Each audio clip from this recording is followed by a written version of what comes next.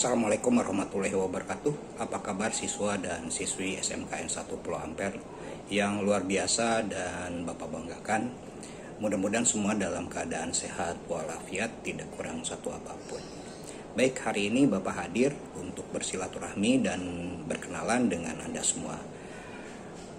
Perkenalkan, nama Bapak adalah Wawan Hadianto. Bapak adalah guru fisika SMKN 1 Pulau Ampere.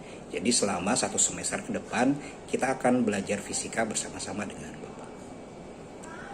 Baik siswa dan siswi, sebelum kita belajar fisika, beberapa yang harus diperhatikan dalam mengikuti pelajaran fisika. Yang pertama adalah siapkan buku catatan khusus mata pelajaran fisika, tuliskan nama dan kelas. Yang keduanya adalah kehadiran dianggap ada jika dibuktikan dengan catatan dari materi yang sudah dijelaskan setiap pertemuan. Kemudian mohon selama pembelajaran fisika di grup WA, ubah nama profil WA siswa sesuai dengan absensi.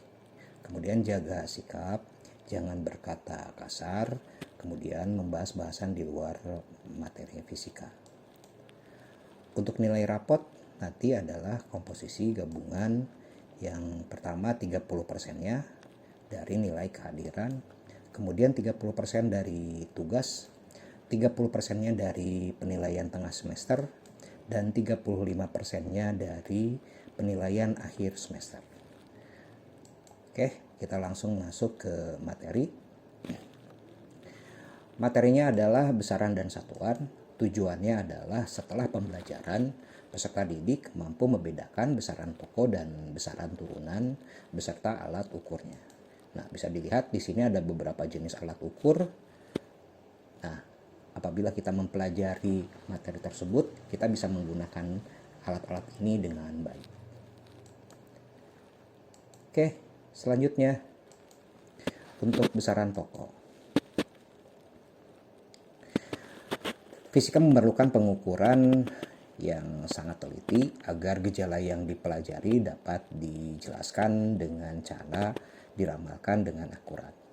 Pengukuran adalah membandingkan sesuatu dengan sesuatu yang lainnya yang dianggap sebagai patokan. Segala sesuatu yang kita ukur dan dapat dinyatakan dengan angka disebut dengan besaran. Nah, besaran ada dua macam, apa saja? Yang pertama besaran pokok dan besaran turunan. Yang pertama besaran pokok.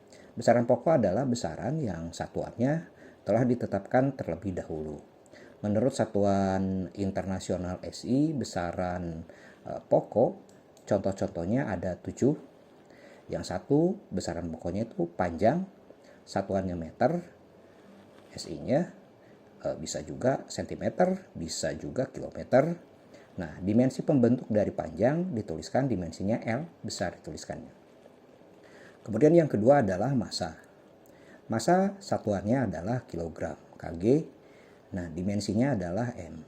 Kemudian 3 waktu, sekon, dimensinya adalah T, besar. Nah, 7 dari besaran ini ada yang lain adalah kuat arus listrik, satuannya ampere, kemudian suhu, satuannya Kelvin, jumlah zat, satuannya mol, intensitas cahaya, satuannya kandela. Jadi mohon dihafalkan 7 contoh dari besaran pokok ini. Selanjutnya adalah besaran turunan. Besaran turunan adalah besaran yang diturunkan dari besaran pokok. Contohnya, 1 menentukan besaran volume, V. Volume persamaannya dituliskan panjang kali lebar kali tinggi. Ketiganya merupakan besaran pokok, panjang yang satuannya meter. Sehingga satuan untuk volume adalah meter pangkat 3 meter kubik dibacanya, M. Kemudian yang selanjutnya untuk menentukan besaran kecepatan. Kecepatan dihitung dengan membagi jarak dan waktu. Jarak termasuk besaran pokok sama dengan panjang. Sehingga untuk waktunya termasuk besaran waktu satuannya second. Sehingga untuk satuan dari kecepatan itu adalah meter per sekon. Nah, untuk beberapa contoh yang lain dari besaran turunan, bisa dilihat di sini ada tabel. Contoh misalkan ada percepatan, percepatan itu rumusannya kecepatan dibagi waktu. Sehingga nanti satuannya adalah meter per second kuadrat. Kemudian ada massa jenis. Massa jenis satuannya adalah massa dibagi volume. Satuannya adalah kilogram per meter kubik. Ada tekanan, ada usaha, ada energi, dan daya. Nah, ini adalah penjelasan mengenai besaran turunan. Silakan dikerjakan latihannya. Terima kasih.